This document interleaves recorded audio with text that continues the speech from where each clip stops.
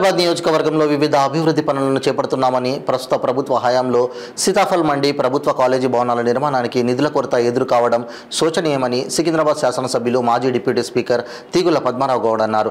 సీతాఫల్ మండి division పరిధిలో వివిధ అభివృద్ధి కార్యక్రమాలను తీగుళ్ల పద్మారావు గౌడ్ ప్రారంభించారు.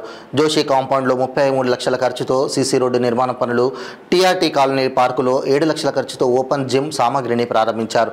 ఈ సందర్భంగా పద్మారావు గౌడ్ మాట్లాడుతూ రాజకీయాలకు అతీతంగా ప్రజలకు ఉపకరించే కార్యక్రమాలను, అభివృద్ధి పనులను తాము చేపడుతున్నామని తెలిపారు.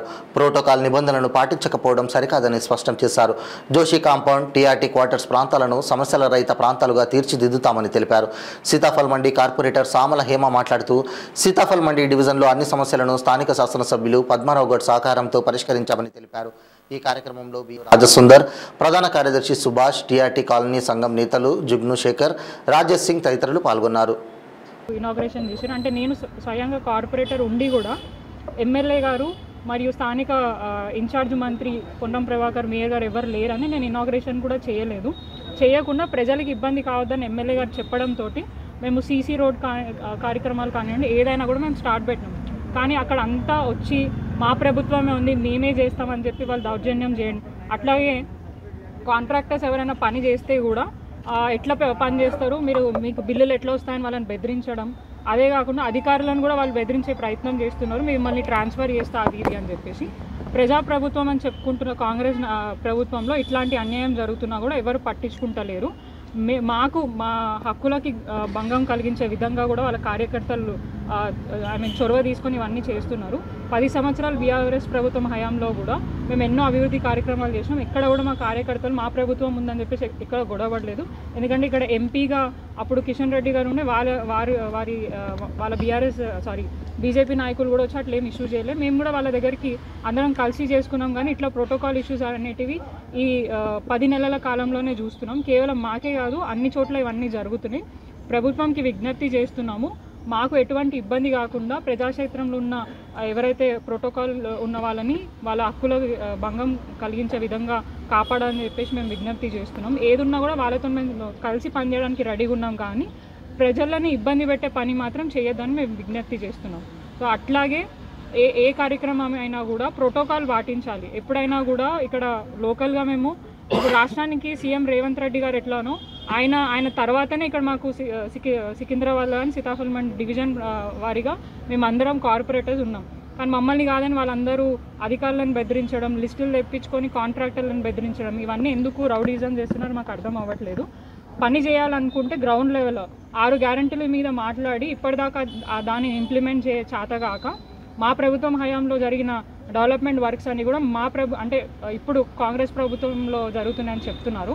వాళ్ళు వచ్చి 10 నెలలు అయింది. 10 నెలల కాలంలో ఇప్పుడు దాకా ఒక్క నిధులు కూడా వాళ్ళు కేటాయించలేదు. ఎస్డిఎఫ్ ఫండ్ అంటున్నారు. ఆ ఎస్డిఎఫ్ ఫండ్ కూడా మేము ఎప్పుడైతే ఎలక్షన్స్ ముందు పెట్టుకున్న కొన్ని కార్యక్రమాలు ఉన్నాయో అవన్నీ కూడా క్యాన్సిల్ చేసి మళ్ళీ వాళ్ళు రీటెండర్ చేసి అది మేము ఇచ్చినామని చెప్తున్నారు. అంటే అన్ని పనులు కూడా అదే చేయడం జరుగుతుంది. అభివృద్ధికి ఒక్క రూపాయి కూడా ఇప్పుడు దాకా కేటాయించలేదు కాంగ్రెస్ ప్రభుత్వం. మున్సిపల్ శాఖ మంత్రి కూడా మన రేవంత్ రెడ్డి గారే ఇప్పుడు దాకా దాని మీద ఒక రివ్యూ లేదు, ఏది లేదు. అన్ని గాలికి వదిలేసి కేవలం డైవర్షన్ పాలిటిక్స్ చేయడం జరుగుతుంది. రాష్ట్రంలో అభివృద్ధి జరగట్లేదు, స్కీమ్స్ ఇంప్లిమెంటేషన్ జరగట్లేదు, ఏం లేదు. బీఆర్ఎస్ పార్టీ నాయకులని బీఆర్ఎస్ పార్టీ ఎవరైతే కేసీఆర్ గారిని వాళ్ళ ఫ్యామిలీని టార్గెట్ చేయడం మాత్రమే రేవంత్ రెడ్డి గారు. రొటీన్గా డెవలప్మెంట్స్ మీద దృష్టి పెట్టినాం. జనాలు మంచిగా ఉంటే మనం బాగుంటామని ఉంటుంది, ప్రజలు బాగుండాలని ఆకాంక్ష ఒకటే తప్ప వేరే విధంగా పనిచేయలేదు. ఏదో వస్తూ ఉన్నారు, ప్రోటోకాల్ ఉండదు, మన ఉండదు. ప్రోటోకాల్ ఎలక్టెడ్ బాడీకి ఉంటుంది. కార్పొరేటర్ స్థాయి నుంచి ఎమ్మెల్యే తర్వాత ఎంపీ ఇదంతా అఫీషియల్ ప్రజలు ఎన్నికలలో బ్యాలెట్లో ఓటేసి గెలిపించుకుంటారు. వాళ్ళకి ప్రోటోకాల్ ఉంటుంది. ఇక కొద్దిమంది వాళ్ళకు ఏం అర్థమవుతుందో ఏందో కనీసం సిగ్గు లజ్జ ఏమైనా ఉందా కూడా లేదా కూడా మాకు అర్థమవుతలేదు. మా వాళ్ళంతా ఇనాగ్రేషన్ చేసి పోతూ ఉన్నారు. వాళ్ళు ఇంకా ఓ గ్రూప్ ఆఫ్ పీపుల్స్ వస్తారు, మళ్ళీ టెంకాయ కొడతారు, ఓ ఫోటో తీస్తారు, పోతారు. వాళ్ళు మీరు వార్తలు ఏం రాస్తారో మాకు అర్థమవుతలేదు. మాయ రాస్తారా వాళ్ళే రాస్తారా తెలియదు. మాకు తెలిసింది ప్రోటోకాల్గా రాస్తారు ఎవరైనా, ప్రింట్ మీడియా కానీ ఎలక్ట్రానిక్ మీడియా కానీ. ఇక వాళ్ళ మానను వాళ్ళని వదిలేస్తూ ఉన్నాం. వచ్చినప్పుడంతా ప్రజలు దానికి రిజల్ట్ ఇస్తూ ఉన్నారు, మేము చూస్తూ ఉన్నాం. ఇది చూస్తే ఒక 1 ఇయర్ దగ్గర రావడానికి వస్తుంది. ఇంకో 4 సంవత్సరాలు ఈ న్యూసెన్స్ కొద్దిగా ఉంటుండొచ్చు బహుశా. దాన్ని మేము పెద్ద పట్టించుకుంటలేదు. దాని గురించి అసలు మాట్లాడమే లేదు, కానీ మీరు అన్నసరి నానూరు ఇప్పించారు మీరు. ఇంకా ఈరోజు ఒక 35 లక్షలది ఒకటి శాంక్షన్ ఇచ్చినాం. ఆ రోడ్డు సివరేజ్ లైన్లని వాళ్ళు అడిగితే జోషి కాంపౌండ్ వాళ్ళు మా సుందర్బాయ్ అక్కడనే ఉంటాడు అడిగిండు. గతంలో ఒక 50% ఇచ్చినాం, రిమైనింగ్ 50% ఇప్పుడు ఇచ్చినాం. ఇంకా ఏదైనా వర్క్స్ ఉంటే డెఫినెట్గా మా బాధ్యత మేము నెరవేరుస్తూ ఉంటాం. అంటే కాంగ్రెస్ నాయకులను వాళ్ళ ప్రభుత్వ నిధులను మీరు భాగస్వామ్యం ఎవరంటారు వాళ్ళు ప్రభుత్వ నిధులు వాళ్ళు ఎందుకైతే ఇంకా మాయ నడుస్తున్నాయి. ఇంకా మేము శాంక్షన్ ఇచ్చినాయి ఇవన్నీ, ఇంకా కొత్త నిధులు ఏమి రాలేదు. అడే ఏం లేవనే చెప్తున్నారు కదా, ఫండ్స్ లేవు ఏం చేయమని చెప్పి. ఎన్నికల కంటే ముందు బాగా వాగ్దానాలు చెప్పారు, అది చేస్తాం ఇది చేస్తాం, మహిళలకు పర్ మంత్ 2500 ఇస్తాం, అది ఇస్తాం ఇది ఇస్తాం, పెన్షన్ 2000 నుంచి 4000 చేస్తామని చెప్పారు. ఏది చేయలేదు. ఆ ఒక ఫ్రీ బస్ అని పెట్టారు, ఆడ జుట్ల పందేరు నడుస్తూ ఉన్నది. ఆడ 50 మందికి 100 మందికి అది తప్ప ఇంకా ఏ స్కీము ఇంప్లిమెంట్ చేయలేదు. బహుశా మీకు కూడా తెలుసు అనుకుంటా, తెలిసి ఎందుకు నన్ను అడుగుతారు. ఇస్తారా 2500 మహిళలకు పెన్షన్లు 4000 చేసారా? ఇది షాదీ ముబారక్ కళ్యాణ లక్ష్మికి 1 లక్ష ఇస్తే దాని వెంబడి ఎక్సెస్ తులం బంగారం ఇస్తామని చెప్పి ఇచ్చిర్రా? ఏవీ లేవు.